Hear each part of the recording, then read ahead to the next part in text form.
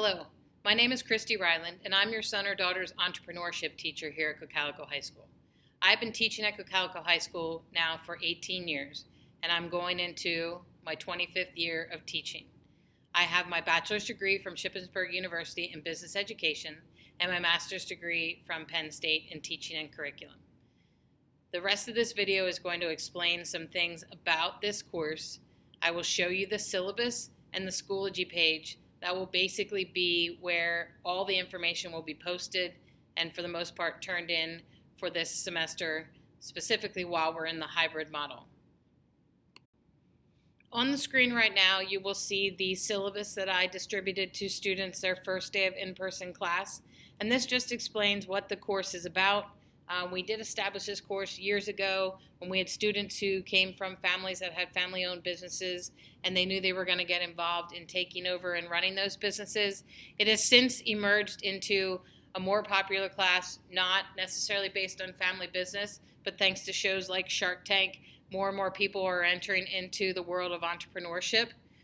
So that is kind of why this class has come about, and we have students with all kinds of interests in all kinds of ways that they want to get into business, and hopefully this course will guide them in the right direction.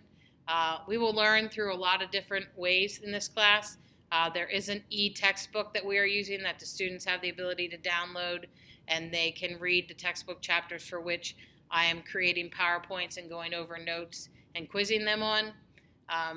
There is also a teen entrepreneur simulation that we will be working on throughout the semester, and that simulation is actually going to guide them to the main project in this course, which is teaching them how to write a business plan. So they are going to be expected to make a presentation of a business plan at the end of the semester to a panel of business people who will give them feedback on not only their idea, but on their overall business plan and their presentation. So this kind of explains what the class is about, what they're going to learn, some of the projects and things that they will do. They've already completed a famous entrepreneur project where they've researched an entrepreneur and had to create a fact sheet and a PowerPoint that they recorded their voice in rather than standing and giving a speech. Each chapter that we read in the e-text will have a chapter quiz, and at the end of the units there will be unit tests. We will do numerous internet activities throughout the semester that also lead into writing activities. We do watch Shark Tank episodes and discuss the presentations that are made by the entrepreneurs and what they did right, what they did wrong, whether it's a good idea, whether it's a bad idea. We get into it, and that helps them, guide them in the right direction for their pitches at the end of the semester. Some other projects that I do, there's a restaurant project where they have to come up with a restaurant idea for the Cocalico area. They have to design a convenience store layout. We do a brand loyalty activity, and we talk about what it means to be brand loyal and talk about different brands. And then again, as I said, the business plan, business pitch. My class policies and procedures are as follows. I really tell the students that I only have really one rule, and that's to be respectful to everybody in the classroom. The rest of the things here are policies and procedures. So I expect them to be on time, whether they're in person or online. Have with them everything that they need each day. Try to take care of the bathroom before class. We do have 6 minutes between classes, so hopefully that's enough time. If not, I'm flexible and I let them go. If they are going to leave the classroom, they have to have a pass and they have to sign out. And this year I'm using an electronic sign out and sign in. I ask them to use their time wisely. I give them a lot of time to work in class. However, wasting time is not going to get their work done, and they need to be productive workers. I do ask them to complete their daily tasks, and I'm going to show you my Schoology page shortly, and that kind of refers to the daily tasks and what they need to do.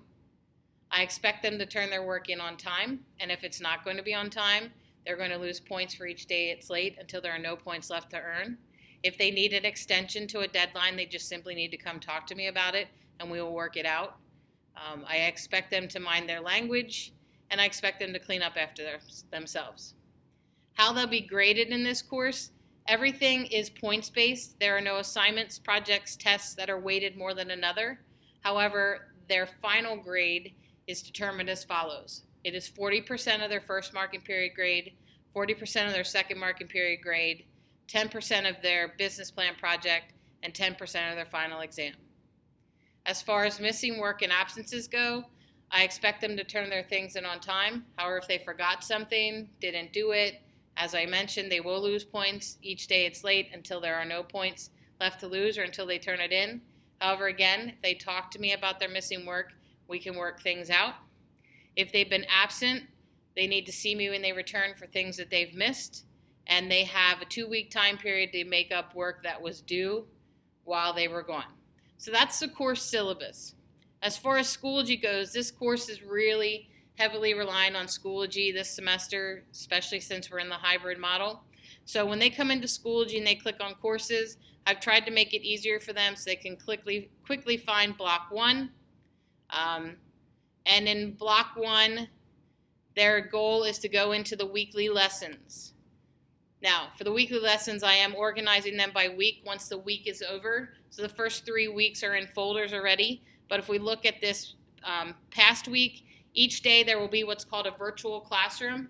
And if they click into the virtual classroom, it'll show them what's happening for the day.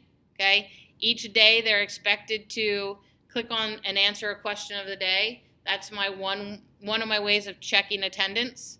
Okay, and then there will be items listed on the whiteboard that they need to do and complete. If there are any files that they need, they will be posted underneath on Schoology.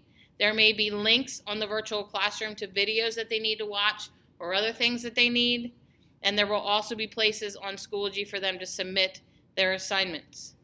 This is really important for the students that are at home.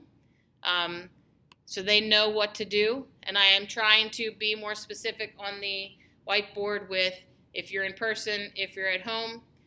Things will be changing over the next couple of weeks, and we will be doing Google meetings each day to check in and go over some things, but they still need to rely on this virtual classroom to see what they are doing for the day, what's expected of them, and what needs to be turned in. That's really their go-to for information is on the virtual classroom. This is basically where they're turning in most of their work.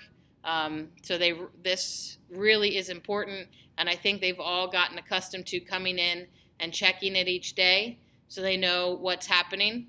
Okay? And again, I am organizing them by folders, weekly folders, once the week is over. So this is this past week, and I will organize that into a folder before I start the next week of information. I thank you for taking the time to watch this video. I have posted my contact information. If at any given time throughout the semester you have any questions or concerns about your son or daughter, please do not hesitate to contact me. Thank you.